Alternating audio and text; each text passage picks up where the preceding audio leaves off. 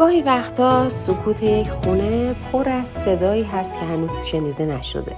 درست مثل نور خورشید که پشت پنجره‌های کلفت اتاق منتظر کشیده شدن یک پارچه است. سلام به شما که قلبتون رو امشب به طنین کلمات سپردید تا نوری تازه به تاریکی‌های روزمره‌تون بتابه.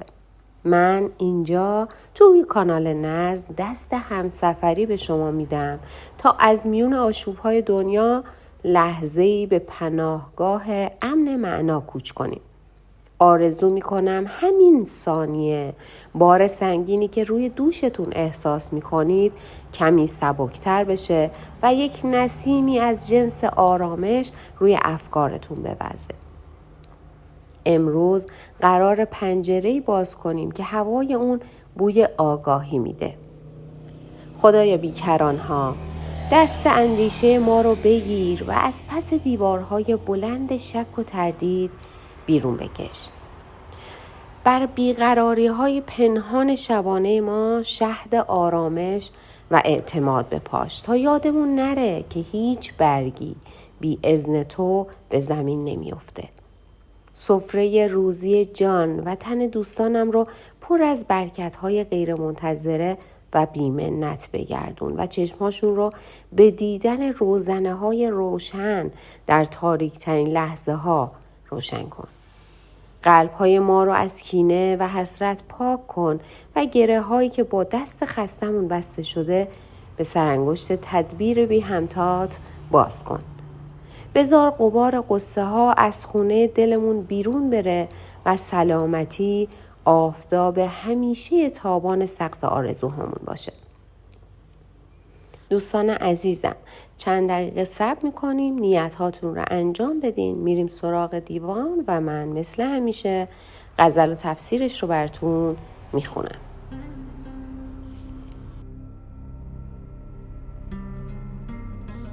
روی تو کس ندید و هزارت رقیب هست، در غنچه‌ای هنوز و صدت عندلیب هست.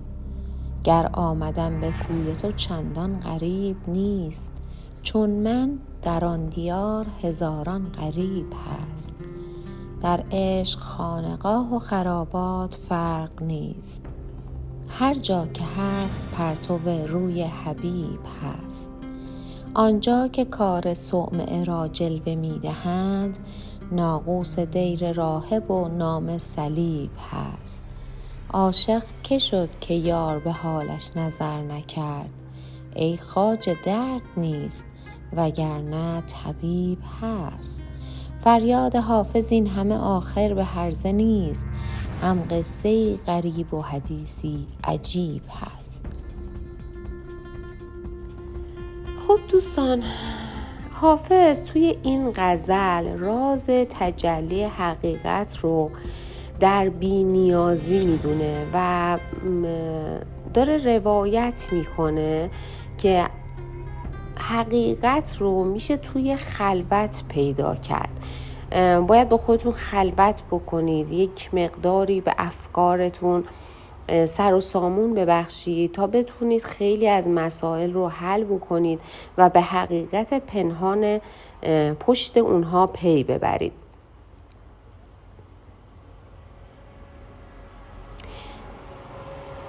حافظ میگه انسان‌ها اغلب عاشق تصویر یا امید رسیدن میشن.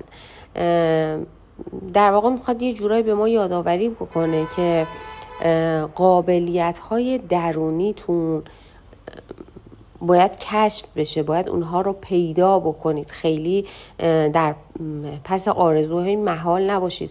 خیلی وقتها ما یه تصمیمی میگیریم، فکر میکنیم که خب آره قراره که یک اتفاق خیلی بزرگی برای ما بیفته و اون طول مسیر، سختی‌های مسیر رو در نظر نمیگیریم.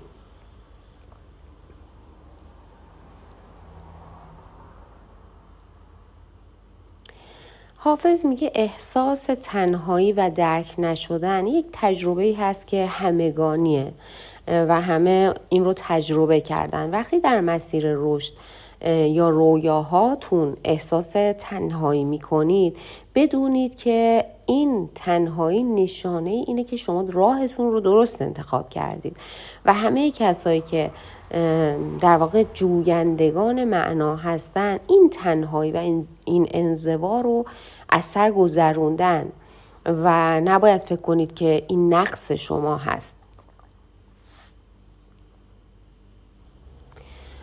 توی بیت 4 حافظ میگه زندگی امروز پر از نمایش هست، نمایش در زندگی، در فضای مجازی، در اجتماع و داره یه جورایی هشدار میده که سعی کنید درگیر این تجملات و این جلوه های بیرونی نشید تا بتونید اون کیفیت و اون اصالت درونی خودتون رو حفظ بکنید و بتونید به نیت‌هاتون، به هدفاتون جامعه عمل بپوشونید. چون اگر درگیر این تجملات و ظواهر بشید از اصل ماجرا دور میشید و در واقع درگیری های بی‌معنا رو برای شما ایجاد میکنه.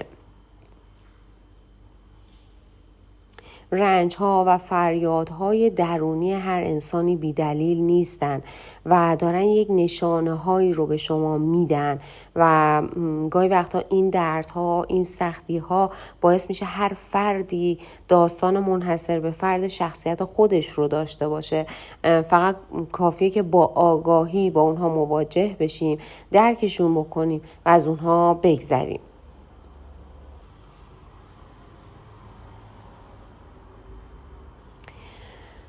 حافظ توی این غزل در واقع پیام امید و بیدارسازی رو داره به ما میده و فریاد میزنه که هیچ اشتیاق پاکی بی جواب نمیمونه. اگر احساس تنهایی، ناامیدی، پوچی میکنید بدونید که سفر روحی شما شروع شده و دارید قدم هاتون رو درست برمیدارید. صدای درونیتون رو بشنوید و بدونید که جهان هستی به کمک شما میاد. کافیه که چشم ظاهر رو ببندید، به صدای درونتون گوش بکنید و راه درستی که انتخاب کردید رو ادامه بدید. ناامید نشید، دست از تلاشتون نکشید.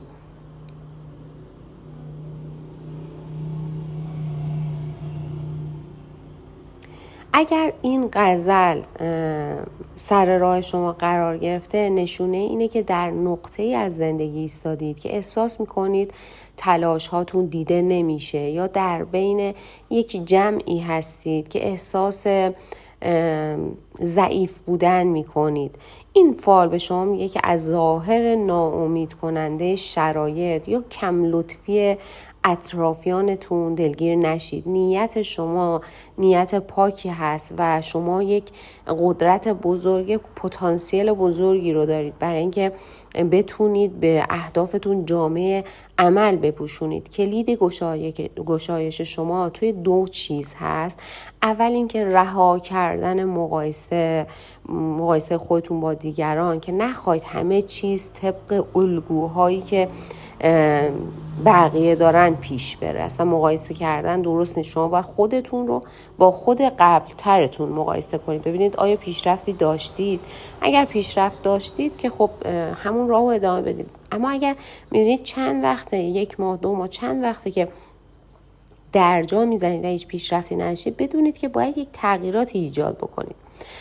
و مورد دوم داشتن صداقت نه به این معنی که راستگو باشید، با خودتون صداقت داشته باشید. ببینید با خودتون چندید برای کاری که دارید انجام میدید تا دچار سردرگمی نشید. به جای اینکه خودتون رو سرزنش بکنید، یک نگاه عمیق به خودتون، شرایطتون، اهدافتون بندازید تا بتونید از این سردرگمی نجات پیدا بکنید.